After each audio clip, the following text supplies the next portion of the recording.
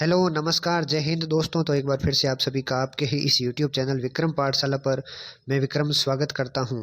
तो दोस्तों आज हम बात करने वाले हैं आर्मी नर्सिंग असिस्टेंट 2026 भर्ती के सिलेबस की, जिसके अंदर हम सिर्फ आज बात करेंगे साइंस सब्जेक्ट की। साइंस के अंदर आपके बायोलॉजी, केमिस्ट्री और फिजिक्स, इनका क्या सिलेबस रहने वाला है और किस चैप्टर से प्रश्न आते हैं और कौन कौन से चैप्टर आपको मोस्ट पढ़ने हैं। तो उससे पहले अगर आप चैनल पर नए हो तो चैनल को सब्सक्राइब करना, इस वीडियो को लाइक और दोस्तों के साथ शेयर करना और आगे भी चैनल के साथ जुड़े रहना, क्योंकि आपके लिए आर्मी नर्सिंग असिस्टेंट की हर एक अपडेट टाइम टू टाइम पहुंचती रहेगी और इंपॉर्टेंट चीज़ें भी आपको मिलेगी। ठीक है, तो सिलेबस को हम टॉपिक वाइज देखने वाले हैं, तो चलिए वीडियो को शुरू करते हैं। तो जैसा कि दोस्तों आप स्क्रीन के ऊपर देख सकते हैं, बायोलॉजी, केमिस्ट्री और फिजिक्स का सिलेबस देखेंगे, जिसके अंदर सबसे पहले बायोलॉजी में हम पढ़ेंगे श्वसन तंत्र, रेस्पिरेटरी सिस्टम, फिर मानव रोग, फिर पाचन। ठीक है, फिर इंपॉर्टेंट फैक्ट्स ऑफ बायोलॉजी, जिसके अंदर बायोलॉजी के जनक कौन है, बायोलॉजी की जो शाखाएं होती है, ब्रांचेस, बायोलॉजी के प्रकार हैं, वो सब आपको पढ़ने हैं। उसके बाद आपको पढ़ने हैं भोजन व पोषण पदार्थ, भोजन की कैलोरीज के बारे में पढ़ना है, प्रोटीन, कार्बोहाइड्रेट, वसा, किस चीज़ के अंदर कौन सा विटामिन होता है, ये सब पढ़ना है। फिर आपको कंकाल तंत्र, स्केलेटल सिस्टम जो होता है, ठीक है, हड्डियों के बारे में पढ़ना है, कार्पल, मेटाकार्पल जो भी है, पैरों की हड्डियाँ, हाथों की हड्डियाँ, ठीक है, सब कुछ आपको पसलियाँ वगैरह पढ़नी है। फिर नर्वस सिस्टम आपका तंत्रिका तंत्र है, तंत्रिका तंत्र के अंदर न्यूरॉन वगैरह जो भी है वो सारा सिस्टम आपको पढ़ना है, संवेग आवेग जो भी है वो सब पढ़ना है। ठीक है, फिर मैं बात करूंगा जेनेटिक्स की। जेनेटिक्स के अंदर मेंडल के सारे नियम पढ़ने हैं आपको, और जो भी खोज हुई है आनुवंशिकी के अंदर परिभाषाएं मस्ट है, ये सब आपको पढ़ना है। फिर है जो इंपॉर्टेंट फैक्ट्स है वही आपको पढ़ने हैं। ज़्यादा से ज़्यादा इंपॉर्टेंट फैक्ट जो होते हैं छोटे छोटे वो ज़्यादा फोकस करना, क्योंकि ऐसे ही प्रश्न पिछली बार आर्मी नर्सिंग असिस्टेंट एग्जाम 2025 के अंदर देखने को मिले थे। ज़्यादा नोट्स में से सवाल आए नहीं थे। ठीक है, वो ऐसे सवाल थे कि आपका जो दिमाग कैसा चलता है ये चेक कर रहे थे वो। ठीक है, एग्जाम के अंदर। फिर है सेल, कोशिका के बारे में पढ़ना है, कोशिका के जो सिद्धांत हैं, ठीक है, कोशिका के जो अंग है वो सब पढ़ने हैं आपको। माइटोकॉन्ड्रिया होगा, लाइसोसाइम हो गया, जो भी है वो सब पढ़ना है, लाइसोसोम वगैरह। फिर प्राणी जगत, जीव जगत का वर्गीकरण है, जीव जगत है अरस्तु, कैरोलस लिनियस, उनकी पुस्तकें। ठीक है, उसके अलावा जो 5 जगत वर्गीकरण है, 6 जगत है, 3 जगत है, 2 जगत है, ये सब आपको पढ़ना है। और सारे प्रोटिस्टा, कवक जो भी है, विषाणु वगैरह, वायरस, सब कुछ आपको पढ़ना है। फिर रक्त की बात करूँ तो हृदय के बारे में आपको ज़्यादा पढ़ना है। हृदय हो गया, रक्त के कार्य हो गए, रक्त में क्या क्या होता है, plasma, protein, WBC, RBC, RBC कैसे बनती है, डब्ल्यूबीसी कैसे बनती है, डब्ल्यूबीसी के प्रकार कौन कौन से, ये आपको रक्त में पढ़ना है। फिर उत्सर्जन तंत्र, ठीक है, एक्सक्रीटरी सिस्टम, जिसके अंदर आपको मूत्र का निर्माण कैसे होता है, ठीक है, और किडनी, वृक्क के बारे में पढ़ना है, ठीक है, नेफ्रॉन के बारे में, सब कुछ आपको क्रियात्मक जो भी चीजें हैं वो सब पढ़नी है इसके अंदर। फिर प्रदूषण हो गया, यानी पारिस्थितिकी जो है वो पढ़नी है आपको। फिर बोटनी, बोटनी के अंदर आपको फूल हो गए, पुष्प के बारे में पढ़ना है, ठीक है, और जड़ें क्या होती हैं, तने क्या हैं, ठीक है, पादपों की आकारी की, ठीक है, और शरीरी की क्रियात्मक चीज क्या है पादपों के अंदर, जाइलम, फ्लोएम, ये सब आपको पढ़ना है। फिर अंतःस्रावी तंत्र, ग्लैंड्स हो गए, ठीक है, जिसमें आपके थाइमस है, हाइपोथैलेमस है, पीयूष ग्रंथि है, ठीक है, जितनी भी ग्रंथियां, ग्लैंड्स है, वो सब आपको पढ़नी है। फिर पारिस्थितिकी हो गया आपका इकोलॉजी, इकोलॉजी के अंदर वो जैव भार का पिरामिड है, पिरामिड मस्ट है। उसके बाद ऊर्जा का प्रभाव होता है, 10% का नियम है, वो सब आपको पढ़ने हैं। फिर वही बोलूंगा इंपॉर्टेंट फैक्ट है बायोलॉजी के बारे में, वो ज़्यादा से ज़्यादा आप जो है ध्यान में रखना।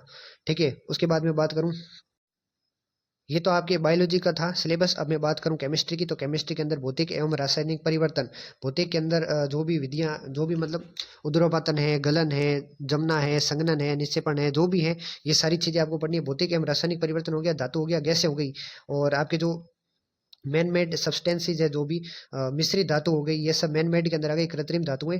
ये 4 टॉपिक ऊपर वाले आपको दिख रहे हैं, इनमें से सबसे ज्यादा आपको प्रश्न केमिस्ट्री के अंदर देखने को मिलेगी। जो भी आपकी क्रियाएं होती है, संयोजन, वियोजन, उसमें छेपी अभिक्रिया, अभिक्रियाएं वगैरह, रिएक्शन वगैरह, सब कुछ पढ़ लेना। ये 4 टॉपिक है ऊपर वाले। ज्यादा ज्यादा धातु, अधातु, मिश्र धातु, पीतल क्या है, किससे बनता है, ये सब आपको पढ़ना पड़ेगा। ठीक है, फिर ऑर्गेनिक केमिस्ट्री है, ऑर्गेनिक केमिस्ट्री के अंदर आपको कार्बन के बारे में पढ़ना पड़ेगा, ज्यादा से ज्यादा कार्बन और उसके अपर रूप, हीरा, ग्रेफाइट, जो भी है, ये सब चीजें आपको पढ़नी पड़ेगी। कार्बन की जो मैं क्या कहूँ, कार्बन के जो गुण है वो सब आपको पढ़ने हैं। फिर एटॉमिक मास हो गया, द्रव्यमान हो गया, और उसके कंसेप्ट है, ठीक है, मास यूनिट है, जो भी है वो पढ़ना है। फिर रेडियो एक्टिवता, ठीक है, रेडियो एक्टिविटी पढ़नी है।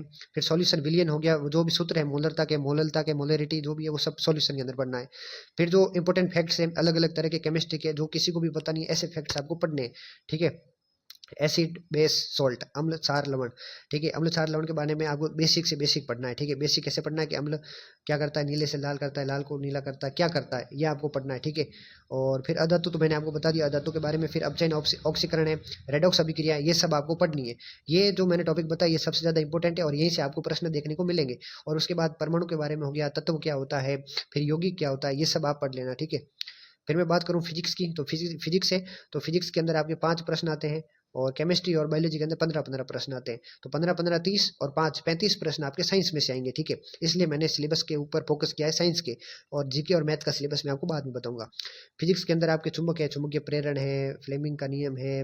ठीक है, चुंबक के जो बेसिक प्रॉपर्टी होती है वो सब आपको गुण पढ़ने चुंबक के। ठीक है, और इंपॉर्टेंट जो फिजिक्स के बारे में, फिजिक्स के जो उपकरण है वो ज़्यादा पढ़ाई नहीं जाते 11th और 12th के अंदर, पर वो आपको पढ़ने हैं उपकरण, कौन सा उपकरण क्या काम करता है। ठीक है, फिर प्रत्यास्थता और घर्षण हो गया, ये पढ़ना है। मात्रक एवं मापन, ये सबसे ज्यादा मस्ट है, यहीं से सबसे ज्यादा प्रश्न मिलेंगे। विमा क्या होती है, विमा कैसे निकलती है, बल की विमा क्या है, ये सब आपको पढ़ना है। फिर उष्मा एवं ताप, उष्मा की जो प्रॉपर्टी होती है वो पढ़नी है। ताप टेम्परेचर के बारे में पढ़ना है, केल्विन, सेल्सियस और फ़ारेनहाइट को कैसे चेंज करते हैं ये पढ़ना है। फिर विद्युत, विद्युत के अंदर आपको जो भी है धारा है, विद्युत धारा है, शक्ति कैसे निकालते हैं, ऊर्जा कैसे निकालते हैं, ये सब पढ़ना है। फिर कार्य ऊर्जा शक्ति, सबसे ज़्यादा इंपॉर्टेंट टॉपिक जो है कार्य ऊर्जा शक्ति है। अलग अलग तोड़कर आपको कार्य अलग पढ़ना है, ऊर्जा अलग और शक्ति अलग पढ़नी है। ठीक है, मोशन गति है, गति के अंदर जो न्यूटन के नियम है, लॉ है, वो सारे आपको पढ़ने होंगे। ऑप्टिक्स के अंदर आपको मैं प्रकाशी के अंदर बता दूं, यहाँ पर आपको जो भी परावर्तन है, अपवर्तन है, सूक्ष्मदर्शी है, लेंस है, और जो भी आंख के बारे में इंपॉर्टेंट टॉपिक है वो पढ़ने हैं। बल, बल के अंदर मैं आपको बता दूं, जो भी बल 2 प्रकार के होते हैं, आपने पढ़ा होगा।